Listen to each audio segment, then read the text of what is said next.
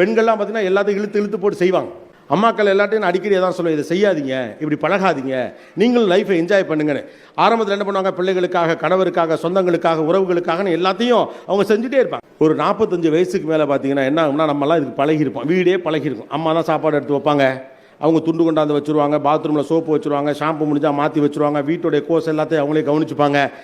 ஒரு கட்டத்தில் நமக்கு இது பழகி போய் அம்மா இதெல்லாம் சிரமப்பட்டு தான் நமக்கு செய்கிறாங்கங்கிற விவரமே தெரியாமல் இது ஒரு நேச்சுரல் ப்ராசஸ் மாதிரி தெரிஞ்சிடும். நல்லா உடம்பு தெம்போடு இருக்கிற வரைக்கும் அம்மாக்கள் இதை சந்தோஷமாக செஞ்சுவிடுவாங்க. ஒரு 45 வயசுக்கு மேலே என்ன ஆகும், முட்டி வலிக்க ஆரம்பிக்கும், இடுப்பு வலிக்க ஆரம்பிக்கும், எல்லா வலியும் வர ஆரம்பிச்ச பிறகு சின்னதாக அம்மாக்கள் சைட்லேருந்து கோபம் வரும். அது வரைக்கும் அதை பழகாத அந்த குடும்பம் ஏன் சிடுன்னு விழுகிறன்னு ஆரம்பிப்பாங்க. அப்போ தான் அம்மாக்கள் ஆரம்பிப்பாங்க, 50 வயசில் மொத்த வார்த்தையாக உங்களுக்கு நான் நன்றியே இல்லை, உங்களுக்கு நான் உழைச்சி கொட்டி நான் என்னத்தை கண்டேன், ஒரு நல்ல சோறு தின்று போனா, நல்ல சாம்பார் தின்று போனா. 25 வயசில் யோசிச்சிருக்க வேண்டிய விஷயத்தை 50 வயசில் யோசிச்சா எப்படி?